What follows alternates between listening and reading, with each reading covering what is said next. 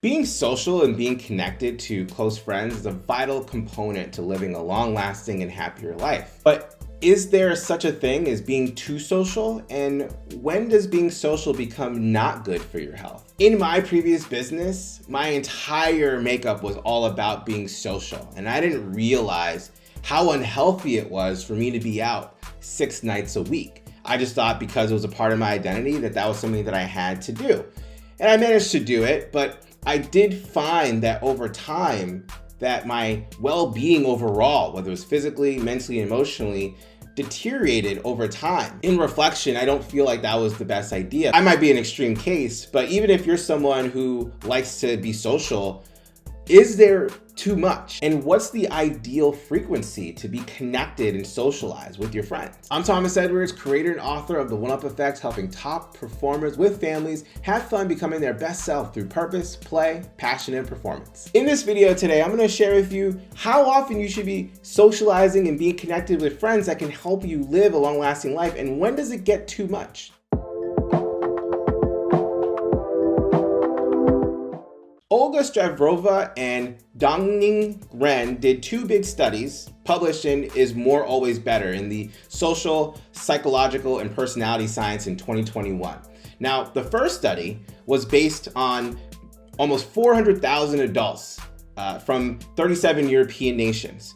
And basically what they would do is they would choose how often they would meet with their friends, their relatives, and their colleagues. And they had choices between never, less than once a month, several times a month, once a week, several times a week, and every day. Through that process, they would check in and see how their overall health was with each frequency that they were choosing. Now, in the second study, the researchers analyzed data from a study in which about 50,000 adults were followed year after year for up to 5 years. And each time they were surveyed, they answered questions about their physical health, their social contacts, and the frequency in which they were meeting with their friends. And they could choose to indicate how often they got together, which was never, rarely, once a month, once a week, and daily. Now, what was interesting was what they found in the results. Now, in the first study, people who socialized actually had better physical health, but up to a certain point. People who socialized several times a month had better health than those who socialize less often than that.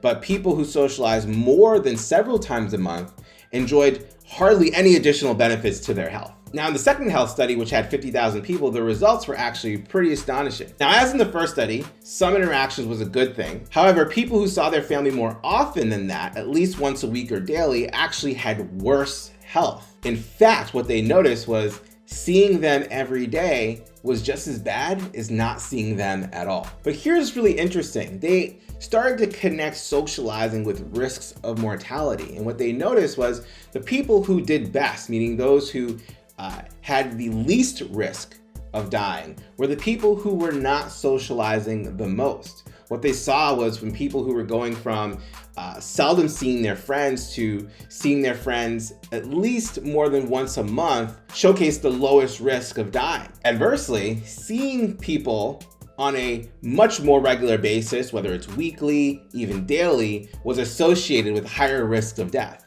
Now, I found that really fascinating, and I wanted to learn more about why this was the case, because as someone who was super social, going out all the time, I can intuitively know that didn't help with my overall health, because I was drinking a lot more. I ended up getting into drug and substance abuse. I was feeling senses of burnout. I wanted to isolate, but realized I couldn't. I struggled with a lot of this. And so I went deeper into understanding, well, what were some of these things that would come up as a result of socializing too much? Well, one of the reasons was that solitude is okay for your health.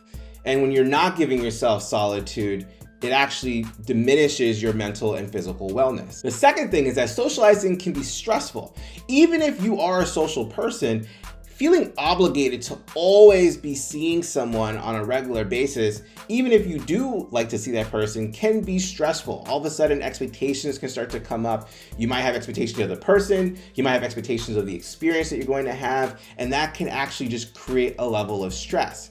Not only to mention, a little bit of adrenaline from seeing that person can also activate your body in such a way that could accelerate burnout. And the third thing that I found was really interesting is that when you're socializing with your friends all the time, it's actually taking time away from doing other things that you enjoy doing. And so if there are things that you actually enjoy doing it, but now that time is taken away to socialize with your friends, that actually can impact your long-term self-esteem, physical and mental wellness. So the key to socializing and being connected on a long-term basis requires not as much socializing as you think. Studies have now are showing that maybe once a month is the amount that you need to feel connected and have a sense of belonging that can lead to a long-lasting, happier life. But this is what I'm gathering from the research. What do you think? Comment below. How often do you see your friends? How often do you feel like it's the threshold of it being too much for you?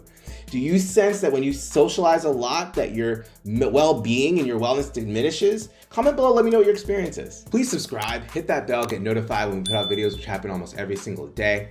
And if you found this video interesting or inspiring, please share this with someone who might find this interesting or inspiring too. I'd love to hear what they have to say and get them in on the conversation. And if you'd like to learn the exact process and science behind leveling up your health, wealth, self, family, marriage, your career, your business, have fun, reduce stress, and not feel the need to sacrifice personal happiness or professional ambition, you can go to thomasedwardsjr.com. Once again, this is Thomas Edwards reminding you to make life a game that you can win and have fun playing. Until next time, I'll see you around.